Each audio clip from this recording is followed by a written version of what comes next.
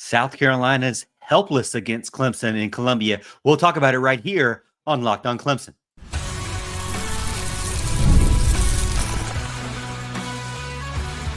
You are Locked On Clemson, your daily podcast on the Clemson Tigers.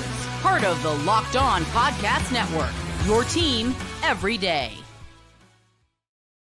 What's up, Tiger fans? Morgan Thomas here, Clemson fan, Clemson grad, host and producer of Locked On Clemson, part-time host and producer over on 105.5 FM, The Roar. Thank you so much for making Locked On Clemson your first listen of the day. We're part of the Locked On Podcast Network, your team every day, and we're now the #1 sports podcast network. Thanks to you and the everydayers.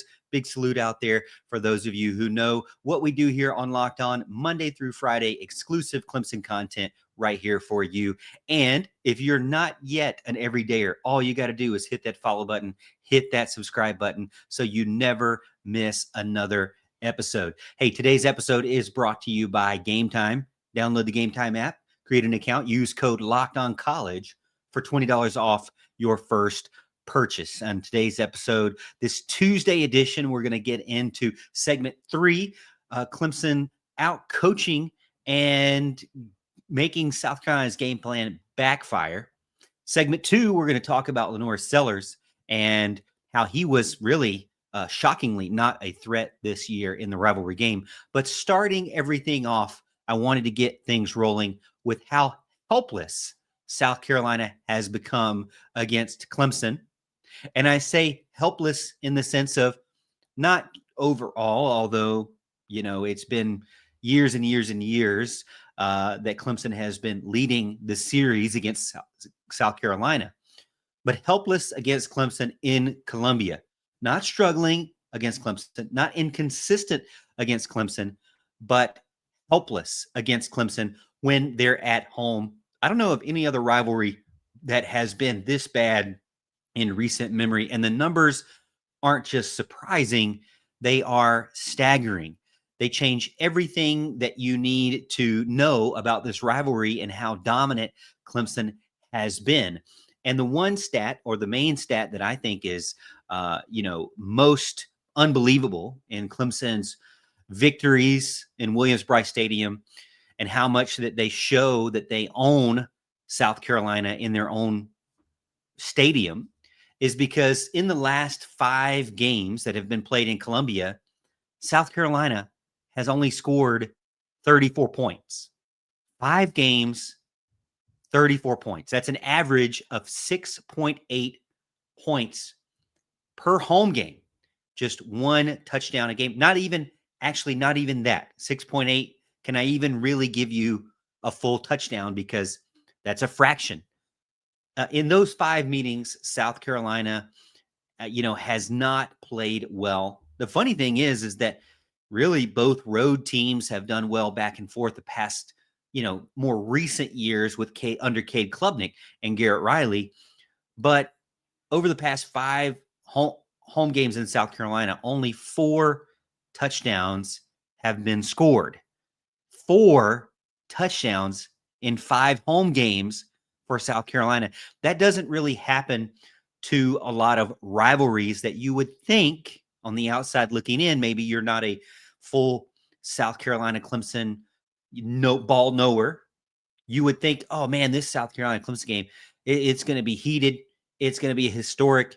It's going to be blow for blow. It's going to come down to the wire. These are 2 equally powerful teams, but that's not really statistically what we're seeing overall in the history of the game, but also in recent memory at home in a scenario where the SEC team should be dominant in their home stadium. They have not been. And in a rivalry like that, like what Clemson and Carolina are, it seems as if, you're kind of getting that reset back to the norm. Now, the South Carolina fan base doesn't want to talk about this. Clemson fans don't talk about it enough either. To me, it is dominant. It is not just a toss-up between 2 teams. To me, Clemson is clearly the better team in the rivalry. And that's just not coming from orange-colored glasses, although it probably is. But South Carolina scored twice in this year's game, but in this year's game, both were busted plays. And as chat has told me, actually just one was a busted play, but I would count both were busted plays. But chat likes to think that Jaden Lucas, it was not because the coverage was not there and the actual play call was not sound. It was that the player, a former 5-star player, could not be relied upon to have any sort of awareness of where he was or what was going on, and also seemed to have no sort of drive to bring the player that was nearest to him down to the ground. He just kind of assumed the ball was overthrown or out of bounds and looked around like he was lost. And before you know it, the South Carolina player was down the field for 70-something yards. Both plays, in my opinion, were busted coverages, whether you blame it on, the defense as a whole or the play call or one single player. But it did not show anything that South Carolina could do to sustain any sort of success against Clemson in what we all have called Dabo Swinney's worst ever team as a Clemson head coach.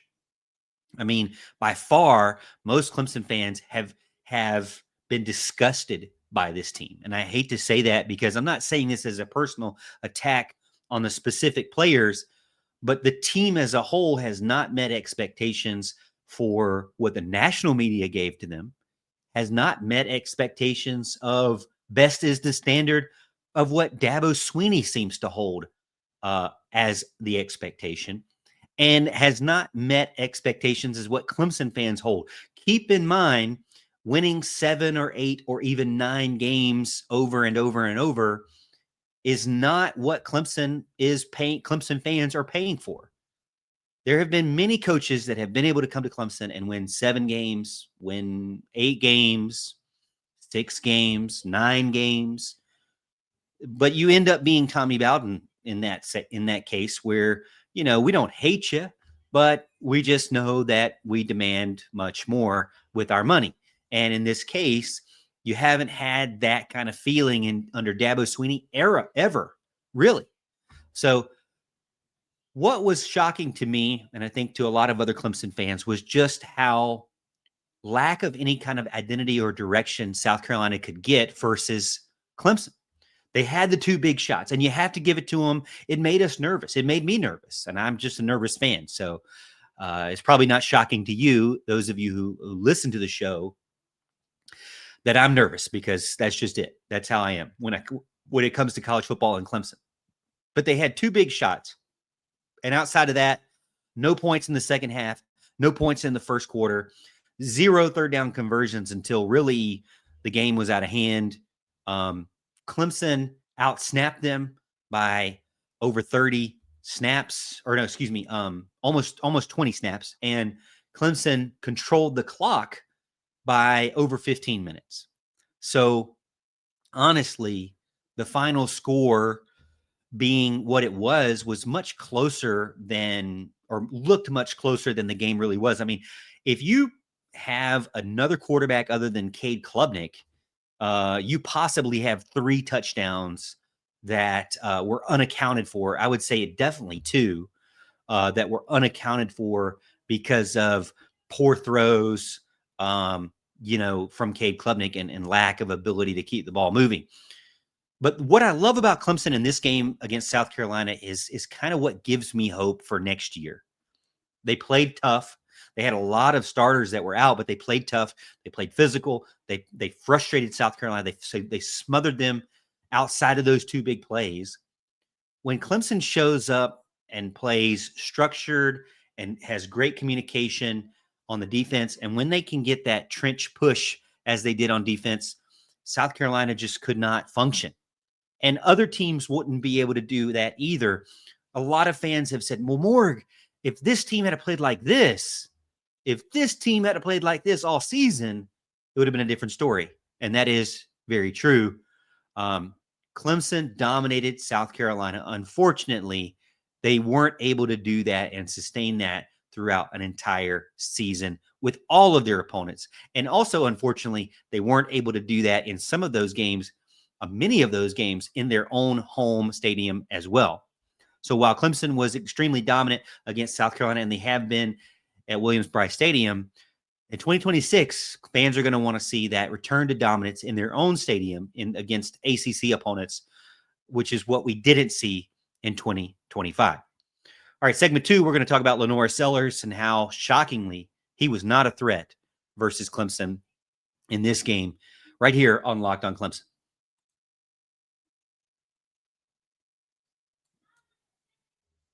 The holidays always feel a little easier when you already know the perfect gift, and Omaha Steaks makes it almost too simple.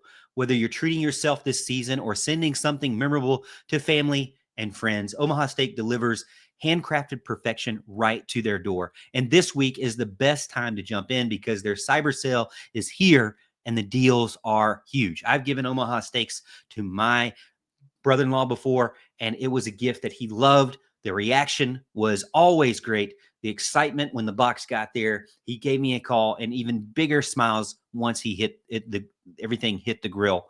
So save big this holiday season with an unforgettable sale and with unforgettable gifts from Omaha Steaks. Visit omahasteaks.com for 50% off site-wide and an extra 20% off select favorites during their cyber sale.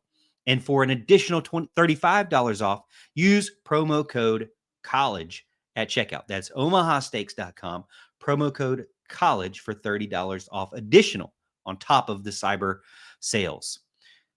Terms apply. See site for details.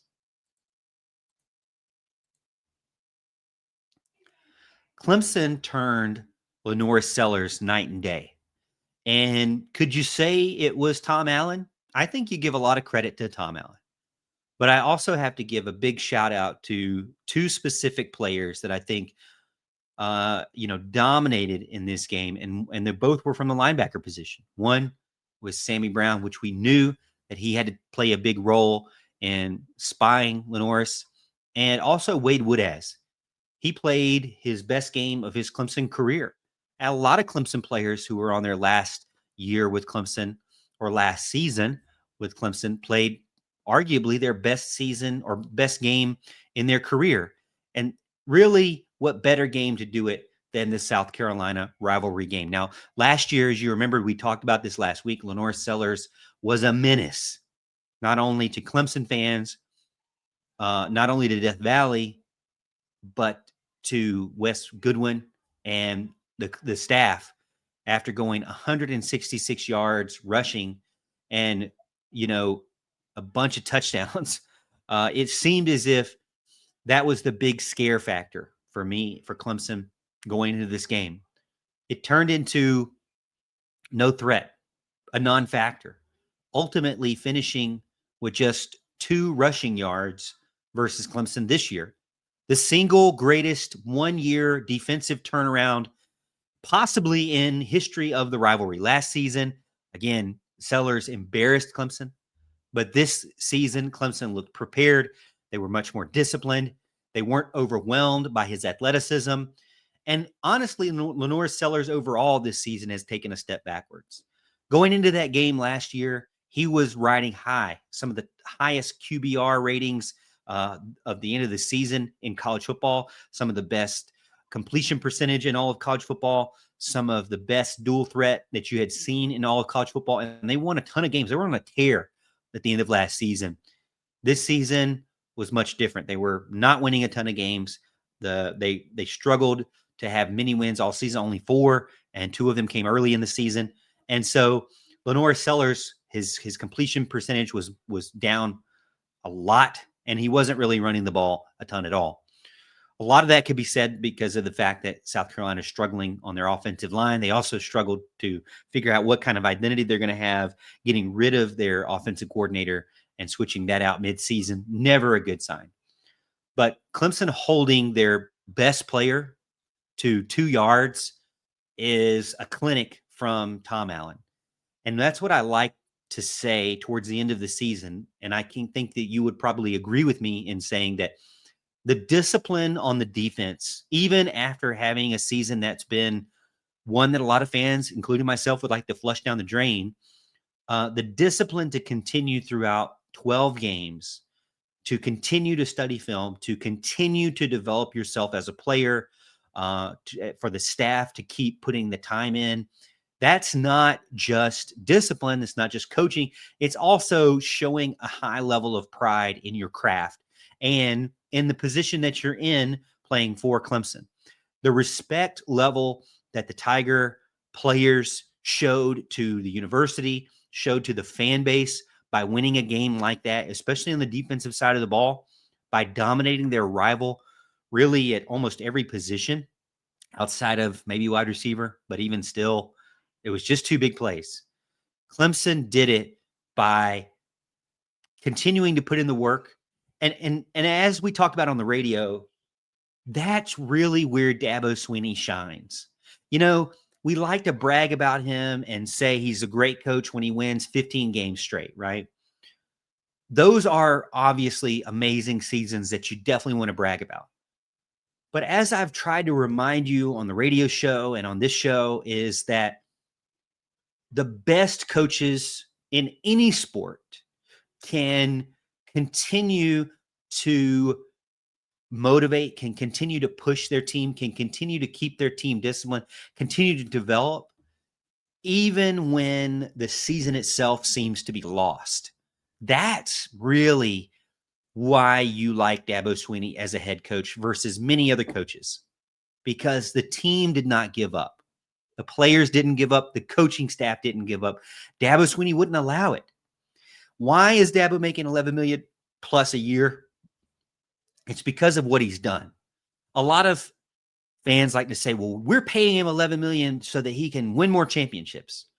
Well, no, not really. You're paying him $11 million because of all the championships he's already won and what he's already done and what he's been doing for your university. That is the reward of all the hard work he has done.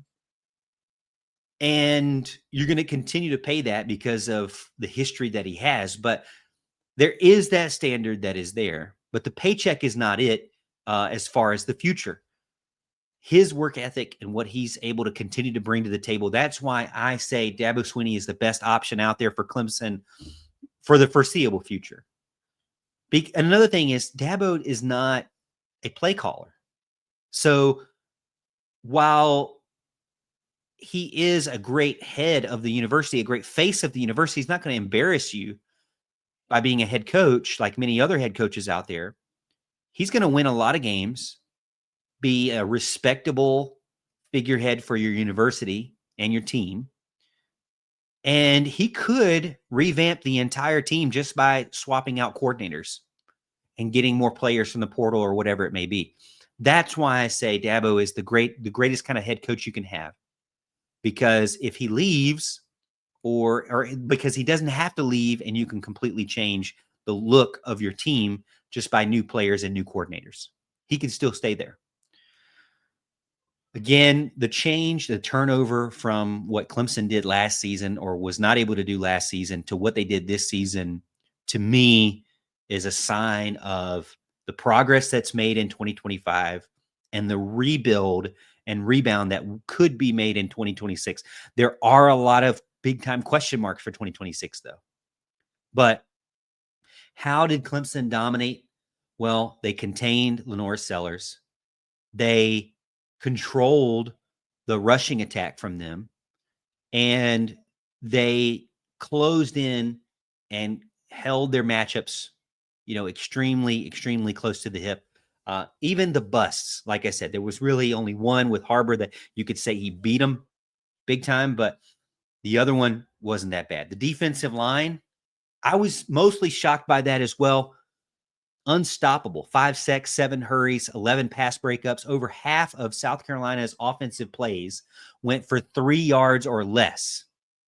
And I didn't think that Clemson was doing anything extremely exotic on the defensive side of the ball.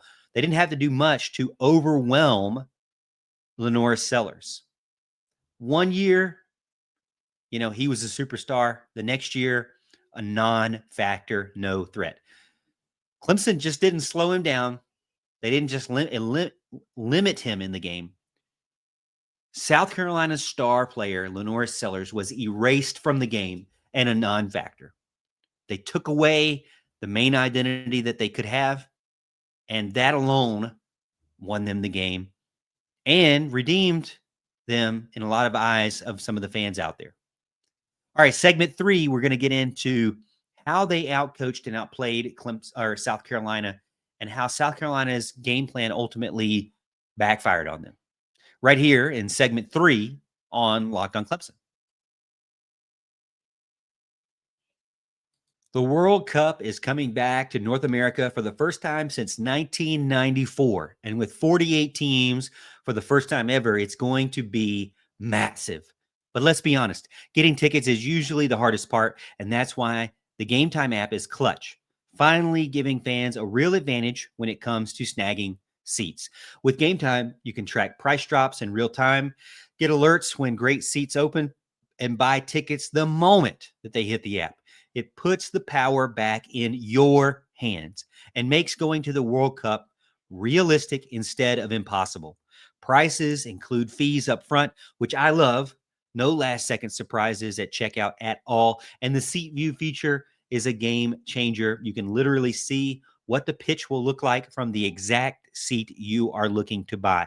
Take the guesswork out of buying World Cup tickets, and every match, every concert, every event with Game Time. Download the Game Time app, create an account, use code LOCKEDONCollege for $20 off your first purchase. Terms apply. Again, download the app, make an account, use code LOCKEDONCollege for $20 off. Swipe, tap, ticket, go.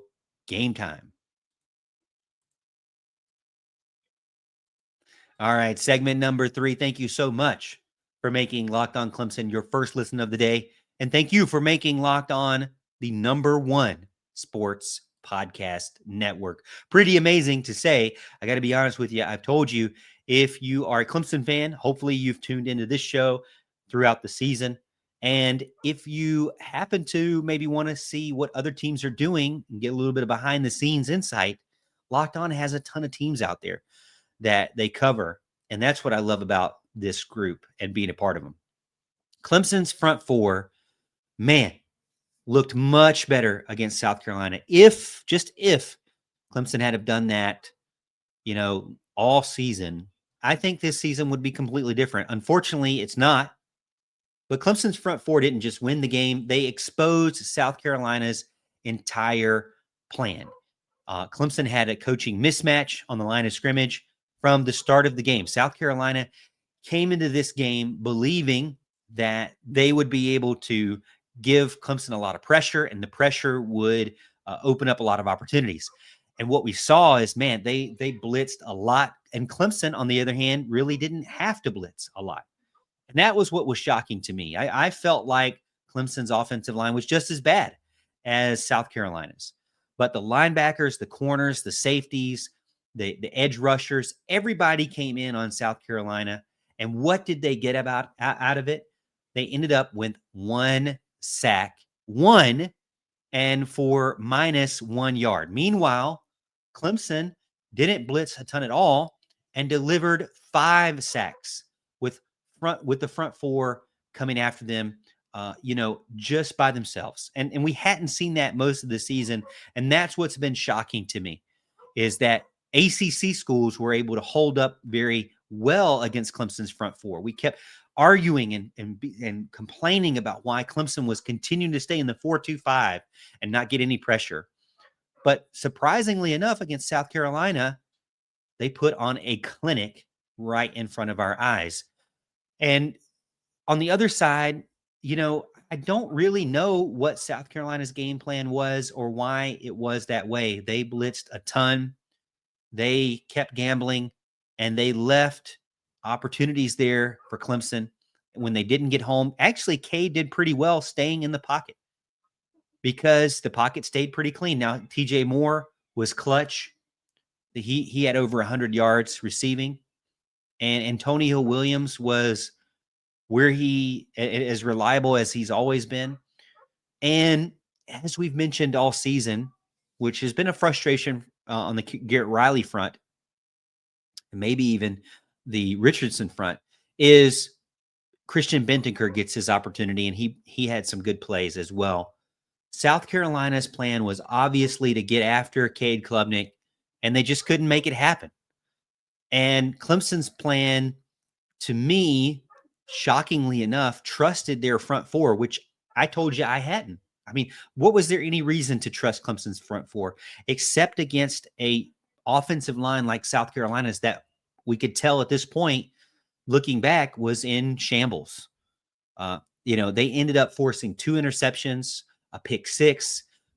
Sellers was never in rhythm. The 2 big plays he had were, in one quarter and, flukish, if you will.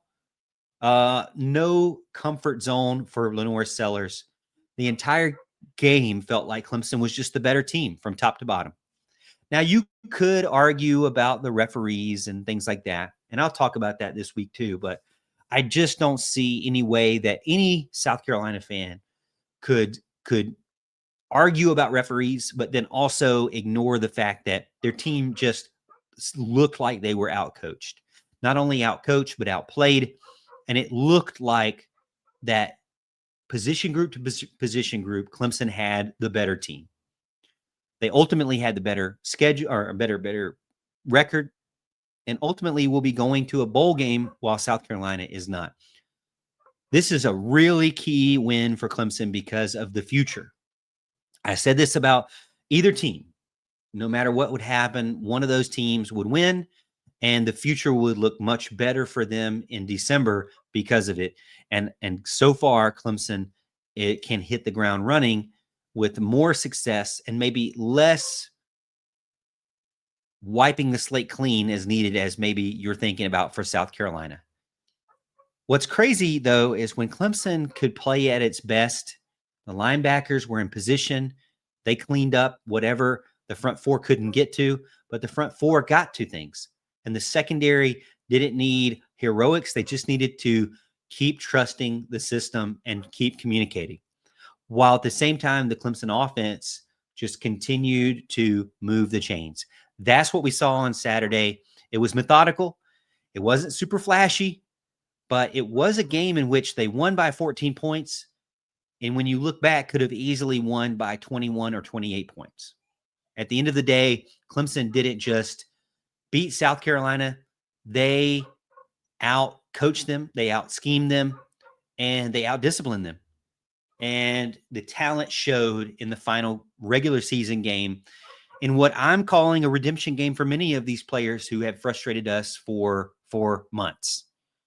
Clemson delivered that win that they needed, not because of just one game, but also because of the future of Clemson. So I do believe a lot of these guys that were in their final regular season game and possibly their final game with Clemson, you never know if they're not going to play a bowl game or not. They righted a lot of wrongs and did the fan base right by how they played against the most hated opponent. Hey, thank you so much for making Locked On Clemson your first listen today. For your second listen, check out Locked On ACC. Kenton Gibbs, Alex Dono, they break down the most interesting conference in college sports, from the rivalries to the championships to every game in between. Find Locked On ACC on YouTube or wherever you listen to podcasts. And as always, Tiger fans, we'll see you tomorrow, and we'll see you at the top of the hill.